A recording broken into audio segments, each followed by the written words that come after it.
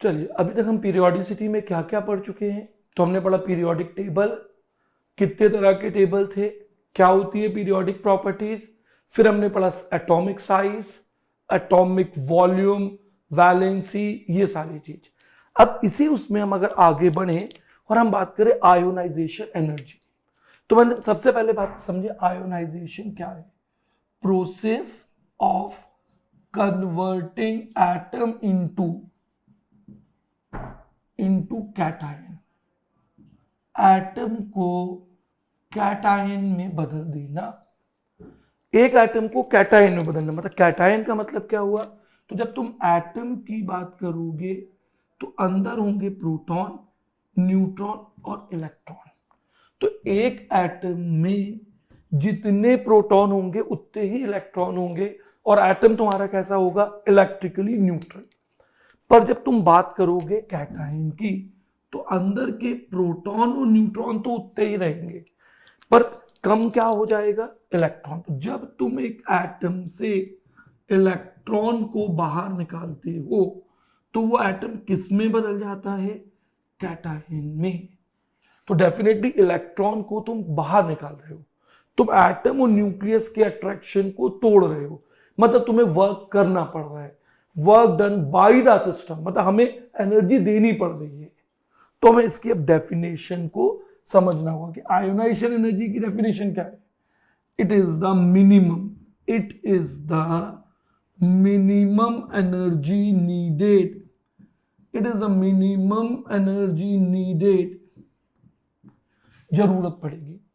अब अगर हमको एनर्जी की जरूरत है तो हमेशा एनर्जी की टर्म कैसी होगी हमारी, पॉजिटिव होगी। एंडोथर्मिक, एंडो आर्गोनिक, आर्गोनिक का मतलब क्या हुआ, किसी भी फॉर्म में। It is a minimum energy needed to just remove electron, to just remove electron from. अब तुमको कहां से इलेक्ट्रॉन निकालना है, एक एटम से। तो अकेला एक एटम तो नहीं होगा ना, अकेला एक आयन हो सकता है, हमेशा ग्रुप में होते हैं। तो इसके लिए हम एज्यूम कर लेंगे कि वो गैस में। It is the minimum energy needed to remove electron from a single atom और a single ion in gaseous state. तुम्हें यह ध्यान रखना है कि जब गैसियस स्टेट में, ये एटम गैसियस है, तो हम गैसियस स्टेट में ऐसा मानेंगे अगर हमारे एटम की असेंबली है तो एटम दूर दूर है, उनके बीच में मिनिमम अट्रैक्शन। अगर वो सॉलिड होते तो जो एनर्जी हम देते, पहले हमको एनर्जी कहां लगती, इन सॉलिड को दूर दूर करने में।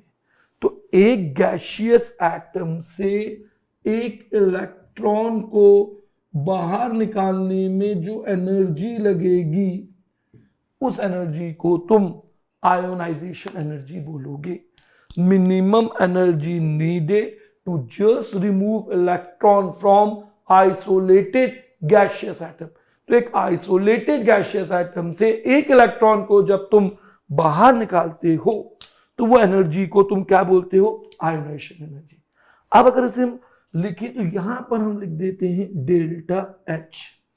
अब तुम अभी 11th में हो, तुमने जस्ट पढ़ना शुरू किया तो तुम्हें एच नहीं समझ में आता, इन एनर्जी समझ में आती है। एच होता है एंथैल्पी। देखो एनर्जी को जब हम थर्मोकेमिस्ट्री पढ़ते हैं तो दो तरह से नापेंगे, या तो कांस्टेंट प्रेशर पे या कांस्टेंट वॉल्यूम पे। अब कांस्टेंट प्रेशर क्या है, कांस्टेंट वॉल्यूम क्या है, अभी जो भी मैं बोल रहा हूं तुम्हारे समझ में नहीं आता। तो हम अभी यहां सिर्फ क्या लिख रहे हैं, डेल्टा एच, और ये क्या हो जाएगा, प्लस एक्स।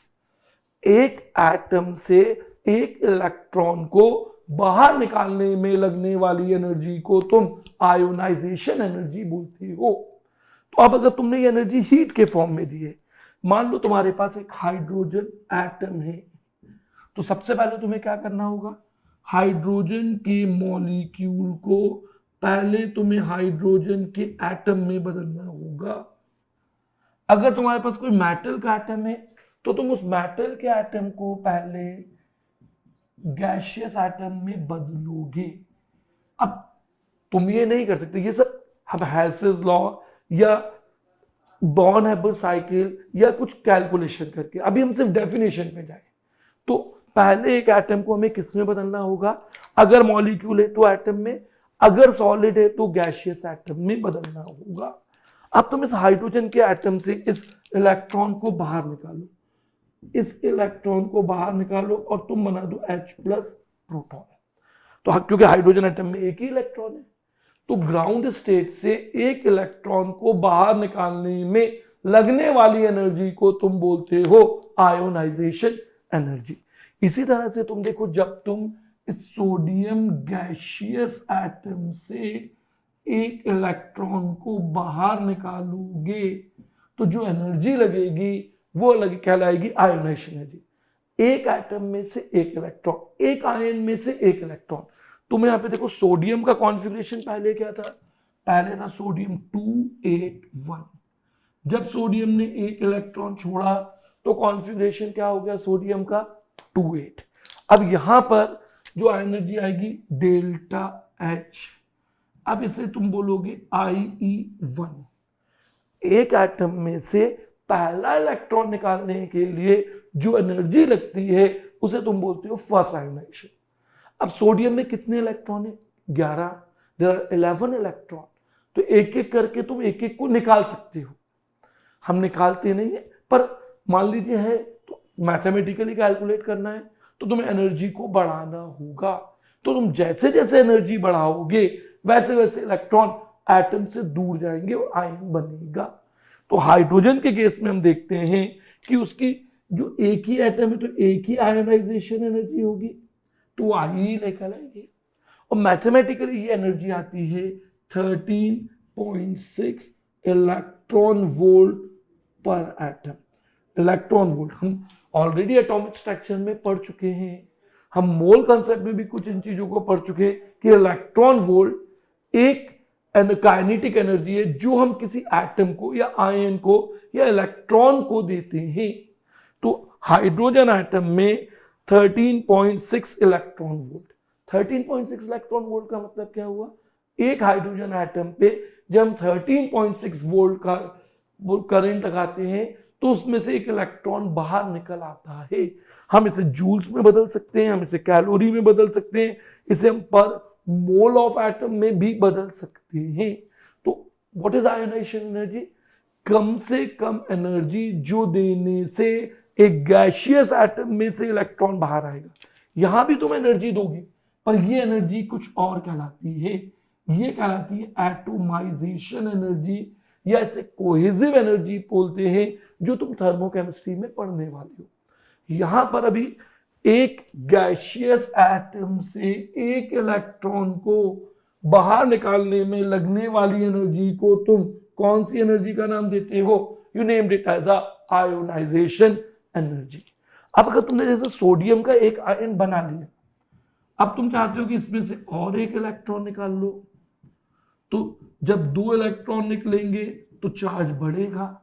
अब ये हो गया 28 से 27, तो तुम्हें एनर्जी तो यहां भी लगेगी। अब जो तुम एनर्जी दोगे, दूसरा इलेक्ट्रॉन निकालने के लिए एनर्जी दोगे, तुम इस एनर्जी को बोलोगे IE2, the second ionization energy of sodium या first ionization energy of Na+। तो सोडियम की कितनी आयोनाइजेशन एनर्जी पॉसिबल हो सकती है 11, क्योंकि सोडियम का एटॉमिक नंबर है 11। तो जब तुमने दूसरे एटम से दूसरे इलेक्ट्रॉन को बाहर निकाला तो this is IE2 of Na। इसे तुम बोलोगे IE2 ऑफ Na या तुम इसे बोलोगे IE1 ऑफ Na+, क्योंकि तुम सोडियम आयन से minimum energy needed to just remove electron from isolated gaseous atom is termed as ionisation energy. अब अगर तुमने एनर्जी को पोटेंशियल के रूप में यूज किया तो तुम इसे बोलोगे आयोनाइजेशन पोटेंशियल। अगर तुमने ये जो एनर्जी है इसे करंट के रूप में यूज किया है तो तुम इसे बोलोगे आयोनाइजेशन पोटेंशियल। अगर तुमने एनर्जी लाइट के फॉर्म में यूज की है तो तुम उसे इक्विवेलेंट में कन्वर्ट करोगे। हीट के फॉर्म में तुमने एनर्जी दी है तो तुम इसे एंडोथर्मिक बोलोगे, हीट के फॉर्म में दे रहा हूं। अगर हमें हीट का फॉर्म, एनर्जी का फॉर्म क्लियर नहीं है, तो जब हम एनर्जी देंगे एंडो ऑर्गेनिक। अब अगर तुमने डेल्टा एच लिखा है ना, तो डेल्टा एच का मतलब होगा हीट। कहीं भी तुमने अगर डेल्टा एच लिखा है तो इसका मतलब है हीट। अगर तुमने आई लिखा है तो इससे ये नहीं पता लग रहा कि एनर्जी किस फॉर्म में दी जा रही है। तो minimum energy to just remove electron from isolated gases, मतलब एक न्यूक्लियस के अट्रैक्शन से इलेक्ट्रॉन को फ्री करने में लगने वाली एनर्जी को तुम आयोनाइजेशन एनर्जी बोलते हो।